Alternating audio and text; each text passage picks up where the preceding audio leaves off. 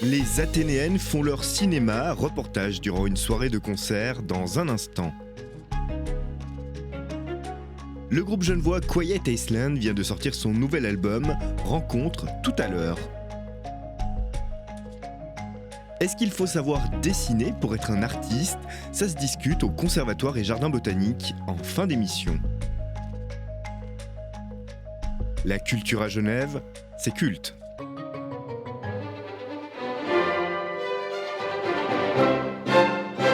Un soir, 3 concerts et 3 univers. Les Athénéennes présentent durant 10 jours une programmation éclectique et pointue, rassemblant musique classique, jazz et musique actuelle. Un voyage dans un spectre sonore sans compromis. Le soir de notre venue, le chef français Victor Julien Laferrière et son ensemble Consuelo ouvrent la soirée. C'est extrêmement original ce format de faire se confronter, se suivre, juxtaposer différents styles de musique de cette manière-là, dans la même salle, avec un public en grande partie similaire, avec une unité de lieu aussi, même en termes de vie autour de la soirée, puisque les gens viennent ici passer la soirée dans son ensemble et une partie de la nuit même. Une soirée qui s'enchaîne après la musique classique par des airs d'Amérique latine, avec un concert hommage à Violeta Parra. On reprend ces chansons, on les a retravaillées, on les a réarrangées. En l'occurrence, c'est Thomas Enko, le pianiste, qui joue avec nous ce soir. Et donc, on n'a pas la prétention de faire une rétribution exacte de comment elle est jouée. Au contraire, on réinterprète sa musique et c'est ce qui la rend si vivante et elle est toujours d'actualité. Ce qui est génial, c'est d'avoir justement du classique d'abord, de la musique actuelle après, et nous, quelque part, on fait un peu le lien. Thomas et moi, on est aussi des artistes classiques, c'est-à-dire qu'on ne fait pas que de la musique qu'on appelle souvent crossover, mais en l'occurrence, on fait la transition quelque part avec moi, ma voix lyrique, lui, son jeu et sa technique classique, mais on digresse un petit peu et on s'en va vers le latin jazz. Et cette année, un fil rouge pour unir cette large programmation, le cinéma. Violeta, c'est une grande figure de l'Amérique latine et à ce titre, elle a forcément été représentée dans de nombreux films.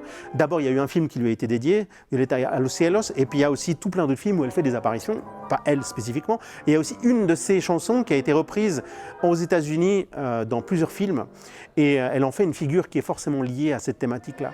Le cinéma, une thématique abordée sous de nombreux angles, comme avec le dernier groupe de la soirée, Tout Bleu.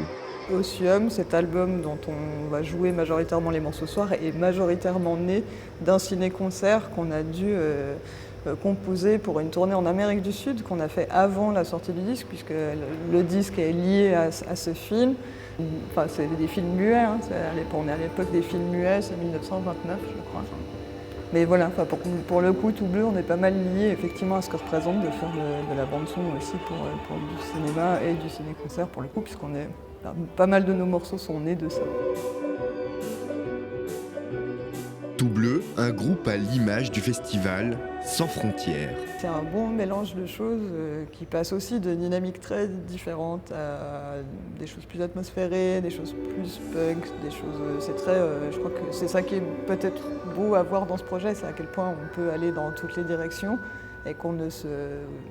Ouais, on se limite pas à être dans un univers musical, mais plutôt on explore un peu plein de directions sans se donner trop de barrières.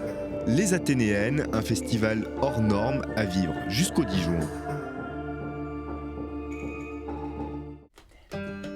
Ce mardi, les organisateurs de la Fête de la musique annonçaient la programmation de cette édition 2023. Parmi les artistes à se produire sur les 30 scènes de la manifestation, le groupe genevois Quiet Iceland. Après plusieurs années loin des podiums, les 4 musiciens viennent de sortir un nouvel album.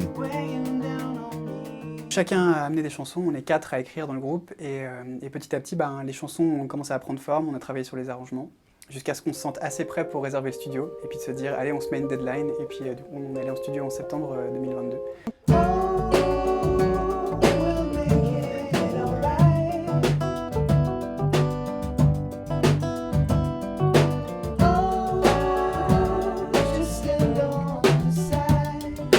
Ce nouvel album, initié durant la pandémie en 2020, s'intitule Poche Paul. Il aura fallu une année et demie au groupe pour composer ces 11 titres. On se voit 3-4 jours, des fois plus, pour composer ensemble, juste rassembler les idées des uns des autres. Et puis Ouais, leur donner vie en fait, les faire prendre forme et ce qu'on a, en fait, généralement, c'est chacune a une idée de base qu'on a travaillé dans la chambre ou je sais pas quoi. Et puis ensuite, on l'amène au groupe et puis c'est là que les autres amènent leurs propres compétences et instruments et choses comme ça. Et puis du coup, après, la chanson, elle devient plus complexe. Parce qu'on a vraiment des influences qui sont très différentes, on écoute tous des choses différentes et on aime des musiques différentes, mais on a, je pense, ce fil rouge, c'est qu'on aime tous les harmonies vocales. Donc quand on crée les arrangements, tous les 4 des chansons que chacun et chacune apporte, on a toujours une attention particulière pour les harmonies vocales qui sont un peu la glue de ce groupe. Puis c'est un thème récurrent dans tout ce qu'on a sorti jusque-là.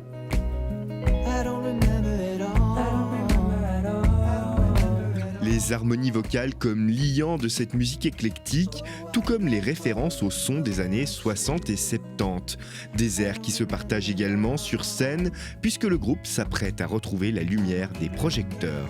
On a d'abord le vernissage le 10 juin au Chat Noir de l'album. Et puis on jouera la fête de la musique le 25 juin aussi sur la scène des Bastions. Et puis après, on va commencer un peu, on n'a pas toutes les dates qu'on peut annoncer, mais on va essayer de faire un peu une tournée à la fois suisse romande et suisse alémanique pour jouer un peu dans les salles classiques du circuit suisse.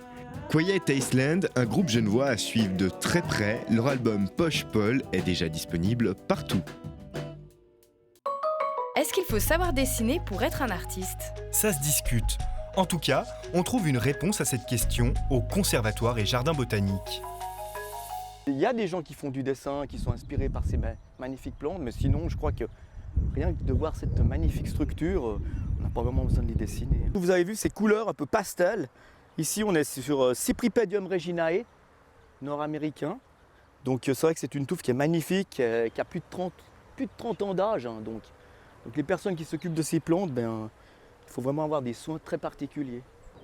Alors là, on se trouve à côté de Ferula communis, c'est une apiacée qui pousse dans le massif corse. Après, il y en a aussi sur tout le parcours méditerranéen. En ce moment, elle est super généreuse, elle fleurit pas souvent en rocaille, environ tous les 5 ans. Donc cette année, elle est très généreuse avec plusieurs hampes florales. Elle fait plus de 2,50 m de haut. Et nous, les jardiniers, on est vraiment contents de la voir fleurir abondamment. Alors là, j'ai une petite menthe tapissante. C'est microscopique et là, il faut déjà vraiment être habitué pour constater cette floraison. Les musées de Genève, une intelligence réelle qui répond à tellement de questions.